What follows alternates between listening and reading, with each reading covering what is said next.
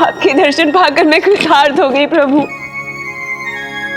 अपने पापों के कारण मैं आपसे चाहे कितनी भी क्षमा याचना करूं कम है प्रभु, फिर भी मुझे क्षमा कर दीजिए प्रभु। पुत्री वृंदा, संसार के हित के लिए तुमने स्वयं को दंड दे दिया। अब तुम मुक्ति की अधिकारी हो। धन्यवाद प्रभु।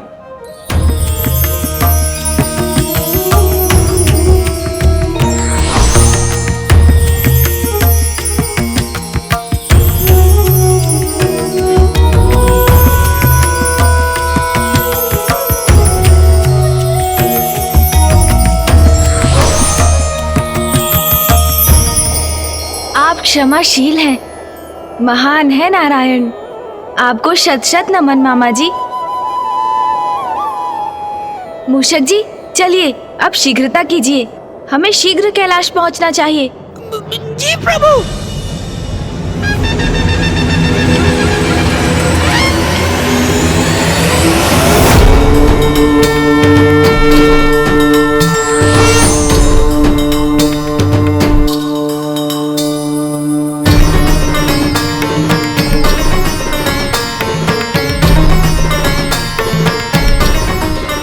बस कुछ ही क्षण बाद ये दुष्ट पुनः उठ खड़ा होगा।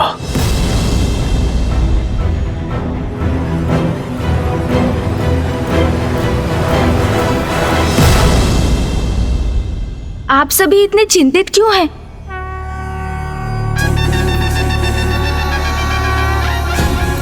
प्रणाम माँ, प्रणाम पिताश्री। पुत्र गणेश, तुम कुशल तो हो ना? और वृंदा? मैं भी कुशल हूँ माँ, और वृंदा जी भी।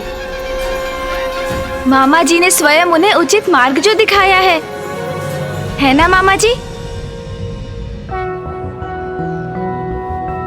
महादेव, जलंधर अब पुनः जीवित नहीं होगा, क्योंकि मैंने वृंदा को वरदान दिया था कि जब तक वो जीवित है उसका पति मृत्यु से सुरक्षित रहेगा। परंतु गणेश के कारण मैंने वृंदा को मोक्ष प्रदान कर दिया है। जलंधर अब मृत्यु के मुख में जा चुका है। पिताश्री, जलंधर ने घोर पाप किए। उसके अपराध बहुत बड़े थे, किंतु अब आपने उनका विनाश कर दिया। और आपके त्रिशूल से जिसका भी वध होता है उसका अहंकार तो स्वतः ही मिट जाता है पिताश्री। महादेव, जलंधर आपकी क्रोधाग्नि से उत्पन्न हुआ था, इसीलिए कदाचित आपका उसको मोक्ष प्रदान करना ही उचित होगा।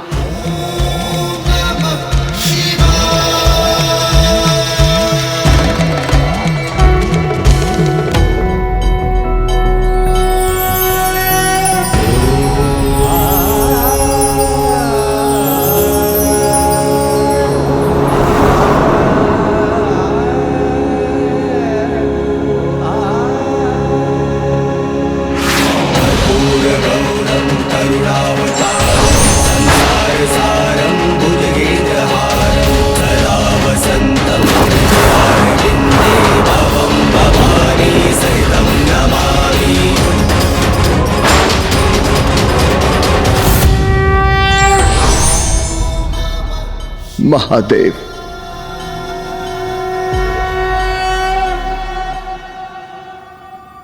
अहंकारवश मैं कितना बड़ा अपराध कर बैठा। मैं आपसे ही उत्पन्न हुआ और आपको ही नहीं पहचान सका, आपके दिव्य स्वरूप में न देख सका, आपको आपके नाम से संबोधित करता रहा।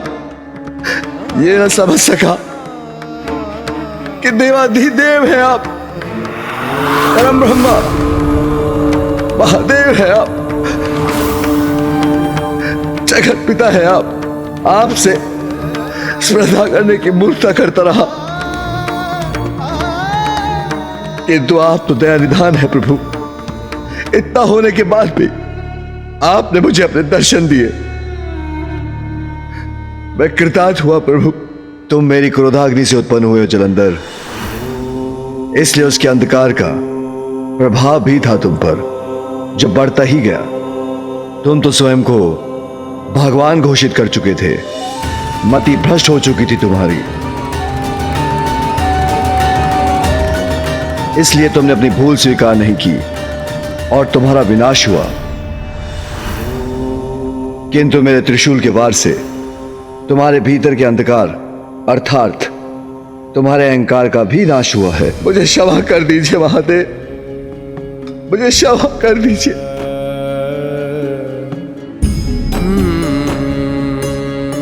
मैं कुमार कार्तिकेय और गणेश जी से भी क्षमा याचना करता हूं प्रभु। उन्होंने मुझे सत्य दिखाने की चेष्टा की, मुझे समझाने का प्रयास किया, किंतु अहंकारवश मैं कुछ न देख सका प्रभु। किंतु जिस पर अहंकार हावी हो सकता है वो भला सत्य कहां देख सकता है। मैंने अहंकारवश इनके साथ भी बुरा व्यवहार किया, मुझे क्षमा कर दीजिए, मुझे क्षमा कर दीजिए प्रभु। महादेव मुझ पर एक कृपा कीजिए, मैं आपकी क्रोधाग्नि से उत्पन्न हुआ हूं तो पुनः मुझे अपने भीतर समाहित कर मुक्ति दीजिए प्रभु। जलंधर, जो तुम्हारे पापों का आधार था, तुम्हारे उस अहंकार को मैंने मिटा दिया। अब तुम्हारी आत्मा को अपने भीतर समाहित कर तुम्हें मोक्ष प्रदान करूंगा। महादेव की जय, महादेव की जय, महादेव की जय।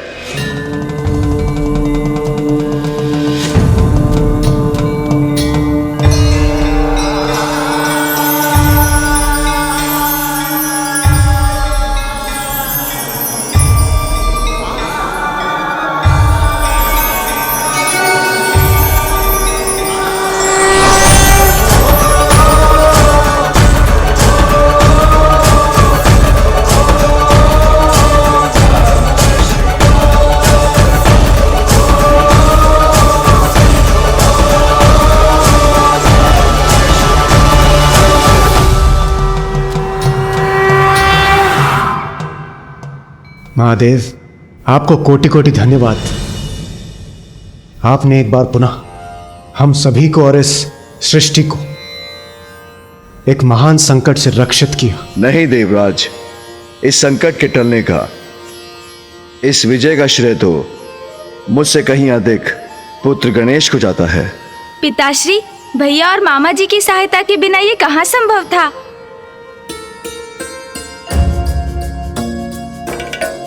और देवराज इंद्र के साथ अन्य देवताओं ने भी हमारी योजना में पूर्ण सहयोग दिया था।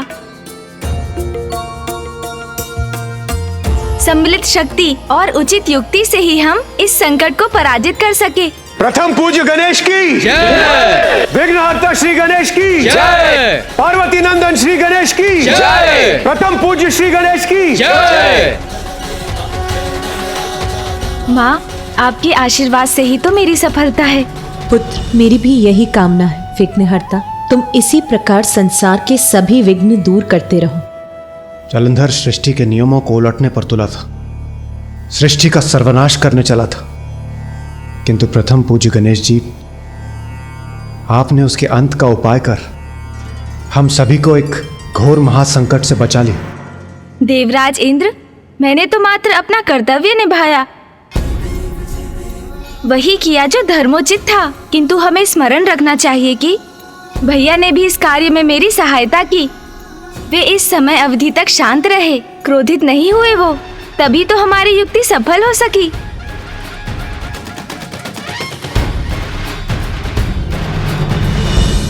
हाँ अनुज, उचित कह रहे हो, किंतु स्मरण रहे, कदाचित मेरा क्रोध अब न जागृत हो जाए।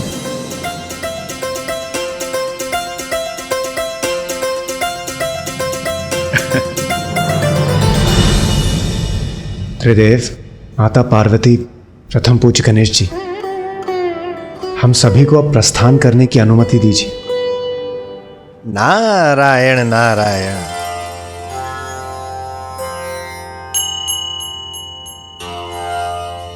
प्रणाम ऋषिवर। प्रणाम देवर्षि। प्रणाम।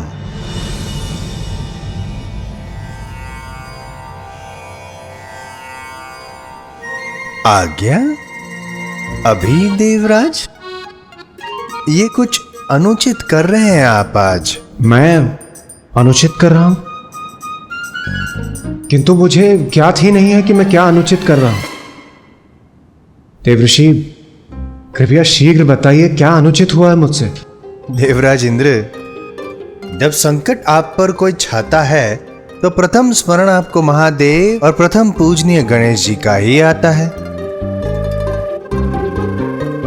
तत्पश्चात आप भागे हुए यहां आते हैं और जैसे ही गणेश जी वो संकट मिटाते हैं उसी क्षण आप पुनः लौट के भाग जाते हैं। ये परमार्थ नहीं, ये तो स्वार्थ है।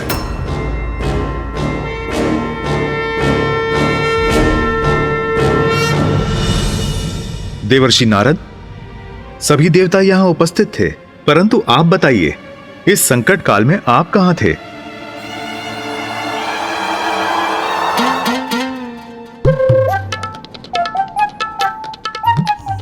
नारायण नारायण। प्रभु, मुझे इस बात का था ज्ञात कि गणेश जी उस असुर के मिटा देंगे सारे ही उत्पात। विश्वास था मुझे, समस्त समस्याओं को वे करेंगे नष्ट। इसी कारण अन्य कार्यों में मैं था व्यस्त। व्यस्त? अच्छा, तो बताइए देवर्षि, किस कार्य में व्यस्त थे आप? अति महत्वपूर्ण कार्य था महादेव।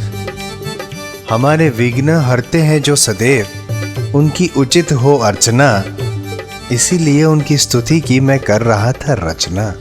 देवर्षि, मेरी स्तुति?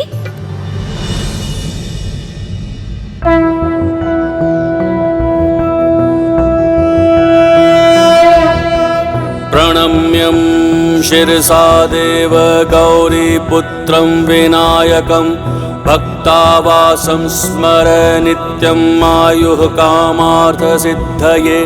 प्रथमं वक्रतुण्डं च एकदन्तं द्वितीयकं तृतीयं कृष्णं पिङ्गाक्षं गजवक्त्रं चतुर्थकं लंबोदरं पंचमं च षष्ठं विकटमेव च सप्तमं विघ्नराजेन्द्रं धूम्रवर्ण तथाष्टकं नवमं भालचन्द्रं च दशमं तु विनायकम् एकादशं गणपतिं द्वादशं तु गजाननं द्वादशैतानि नामानि त्रिसन्ध्ययः पठेन्नरः न चाविघ्नभयं तस्य सर्वासिद्धिकरं प्रभो।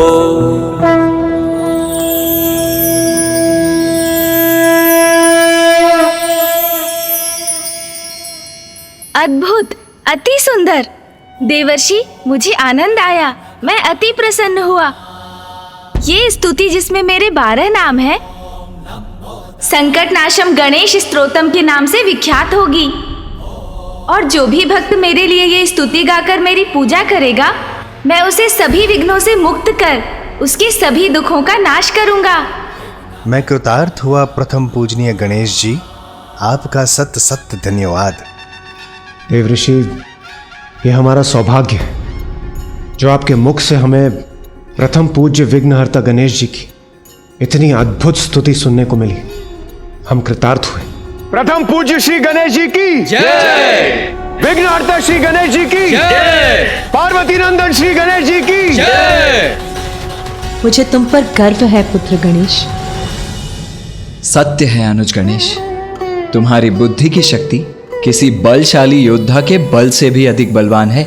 भैया, ये तो आपका प्रेम और आशीर्वाद है। प्रथम पूज्य गणेश जी, हम सभी को प्रस्थान करने की अनुमति दीजिए।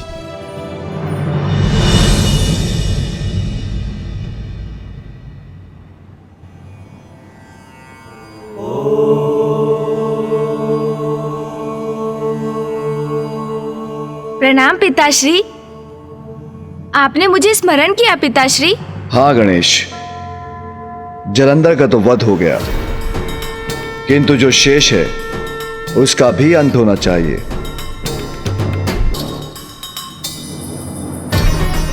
पुत्र, जलंधर के द्वारा रचित इस कैलाश का कहां कोई औचित्य है? मैं आपकी आज्ञा समझ गया पिताश्री।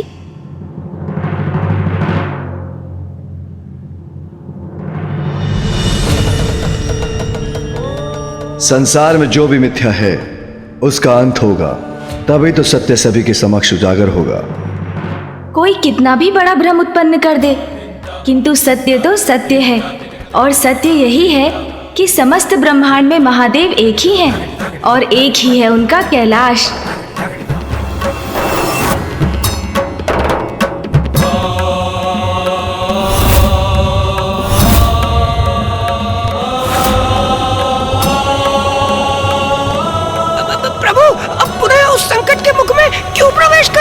मूषक जी, आप इतने भयभीत क्यों हो रहे हैं? अरे प्रभु, कैसे भूल सकते हैं आप उस भयंकर स्थान को जहां मेरे ऊपर आक्रमण हुआ था?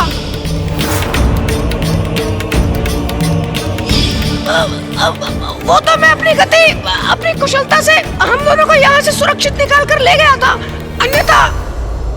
मुझे ज्ञात है मूषक जी, किंतु अब तो देवी वृंदा को मुक्ति भी मिल चुकी है, इसीलिए अब चिंता का कोई कारण ही नहीं। उचित है प्रभु, किंतु ऐसे स्थान पर लौटकर जाने की क्या आवश्यकता है? उस मिथ्या कैलाश को नष्ट करने मूषक जी। ओ, जो आज्ञा प्रभु। शुभ कार्य में तो तनिक भी विलंब उचित नहीं। मैं आपको अति शीघ्र वहां पहुंचाऊंगा।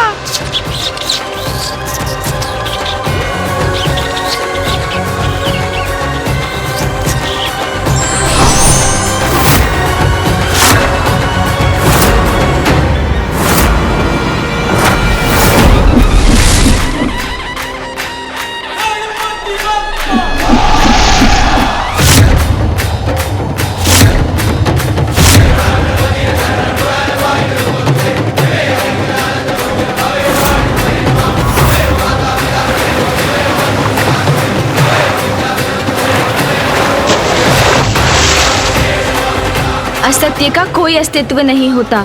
मिथ्या कैलाश का जहाँ से उदय हुआ था, अंत में वो वहीं समा गया। ये कार्य तो संपन्न हुआ मूषक जी। चलिए अब कैलाश लौट चलते हैं। जी प्रभु।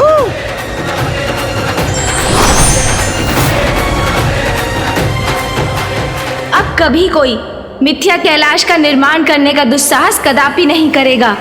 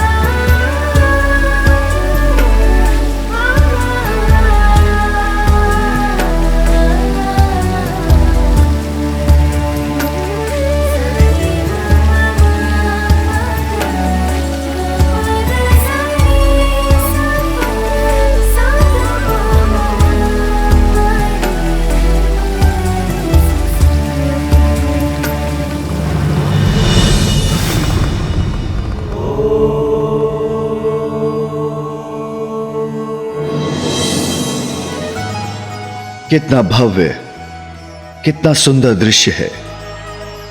प्रतीत होता है स्वयं प्रकृति उमा ने अपना श्रृंगार आरंभ किया है, जिसके कारण संपूर्ण ब्रह्मांड ने भी अपना नव श्रृंगार प्रारंभ किया है।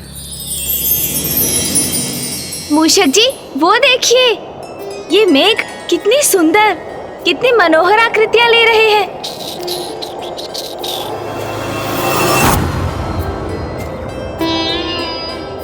हाँ प्रभु, और संपूर्ण वातावरण में इतनी मनमोहक सुगंध भी छाई हुई है। हाँ मूषक जी, ये सुगंध इन सभी नवीन पुष्पों की ही है।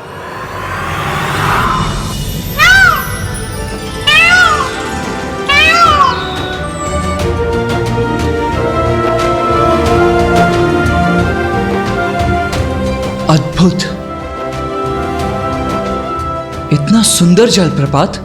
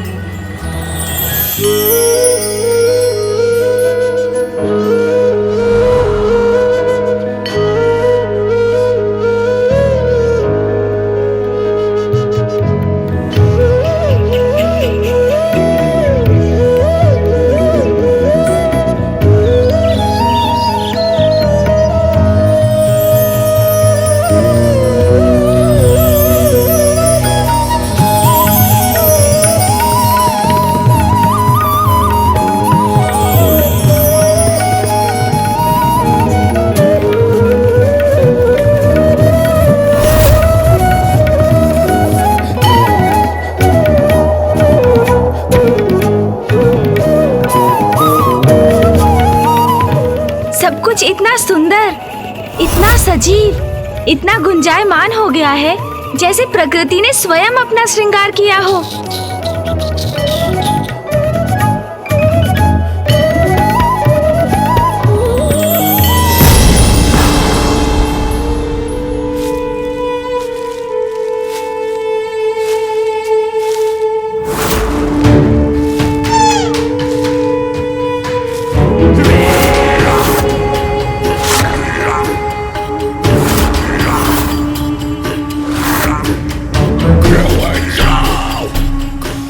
ये मृग बड़ा स्वादिष्ट होगा।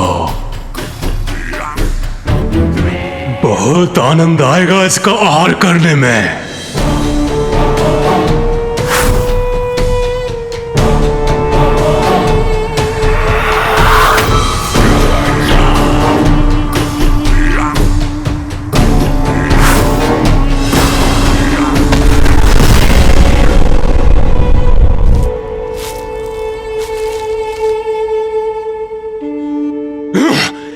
कितने समीप थे उसके हम, तब भी वो मृग कैसे भाग गया?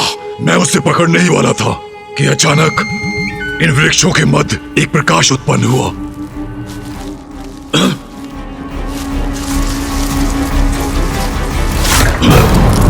पुनः वही प्रकाश।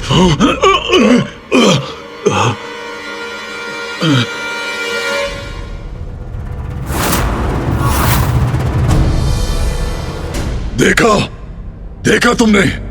वो चमकीला प्रकाश पुनः दिखाई दिया। किसी ने हमारे आखिर का ध्यान भटकाया है। उसे वहीं जाकर दंड देना होगा। चलो।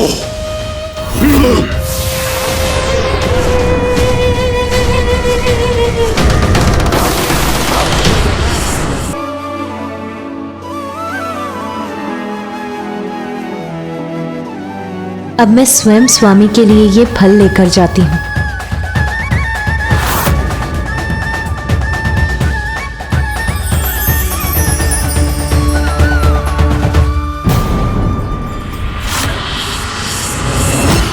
ओह, तो ये है वो स्त्री जिसके कारण हमसे हमारा भोजन दूर हो गया। अब तो इनसे अवश्य ही भेंट करनी होगी।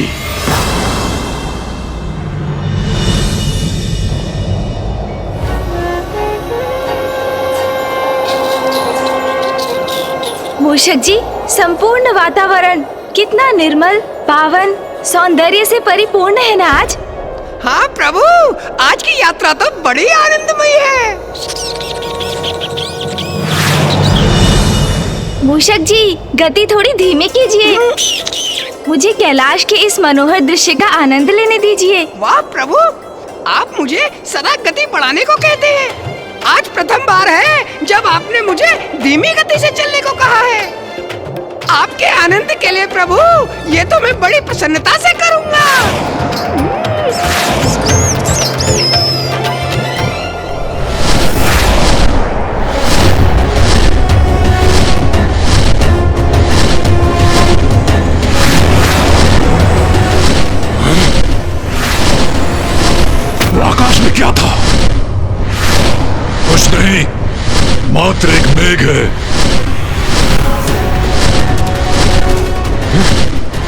ही होगा।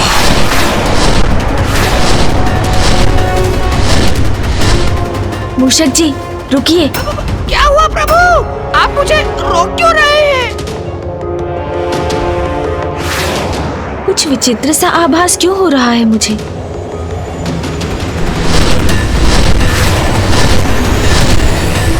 मूषक जी, यहाँ नीचे उतरना होगा आपको।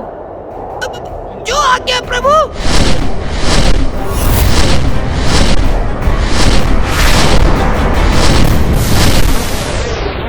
पुनः मुझे आभास हुआ। प्रभु, हम कहाँ जा रहे हैं?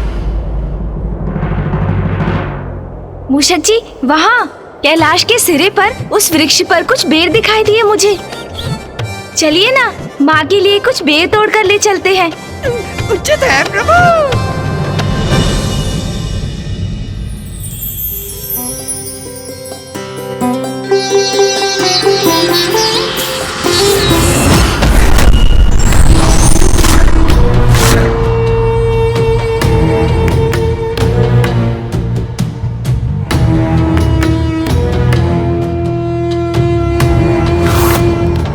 कहाँ गई वो स्त्री? मुझे तो यहाँ कोई दिखाई नहीं दे रहा। कौन स्त्री?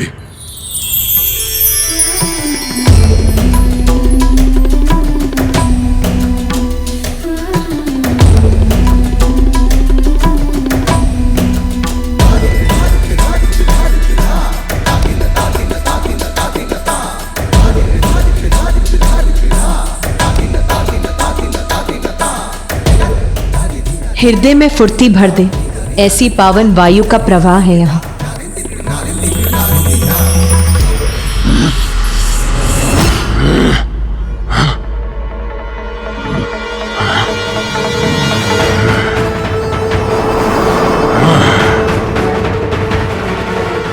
अद्भुत।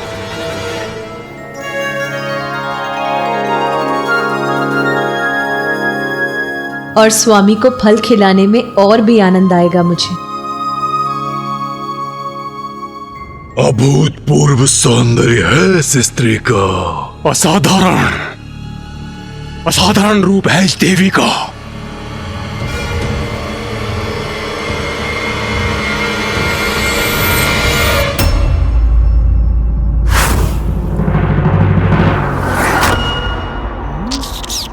मूषक जी, माँ ये बेर पाकर प्रसन्न हो जाएंगी।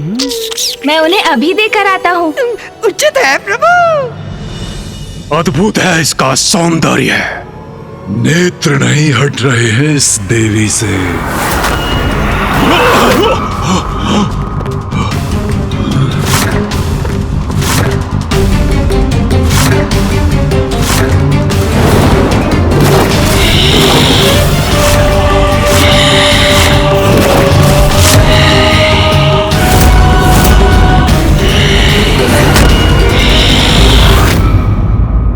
असुरी अंधकार का चक्र कभी समाप्त नहीं होता, किंतु सत्य सदैव उसके अंत के लिए तत्पर रहता।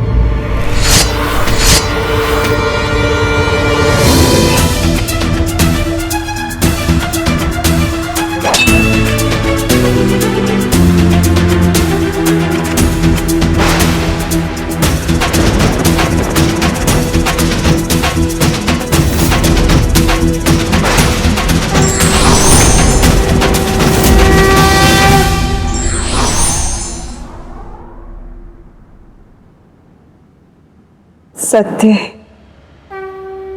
विघ्नहर्ता है गणेश जी के वचन। मेरे कर्म, मेरे पाप कर्म मेरे और इस संसार के लिए विघ्न बन गए थे, लेकिन गणेश जी ने मुझे उचित मार्ग पर लाकर, मुझे सत्य कर्म के मार्ग पर लाकर उस विघ्न को दूर कर दिया, मुक्ति दिलाई उन्होंने मुझे। आप महान है गणेश जी। अब देवी वृंदा को प्रभु नारायण के चरणों में स्थान प्राप्त होगा। नारायण बहुत दयालु हैं। भक्त उन्हें भले ही भूल जाएं, किंतु वो अपने भक्तों को कभी नहीं भूलते। उनकी दया दृष्टि तो सदैव अपने भक्तों पर बनी रहती है।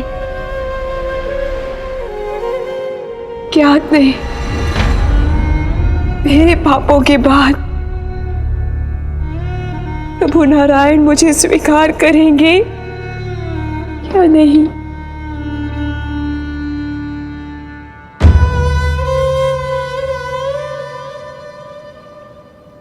शान्ताकारं भुजगशयनं पद्मनाभं सुरेशं विश्वाधारं गगनसदृशं मेघवर्णशुभाङ्गं लक्ष्मीकान्तं कमलनयनं योगिभिर्धान्यगम्यं वन्दे विष्णुं भवभयहरं सर्वलोकैकनाथं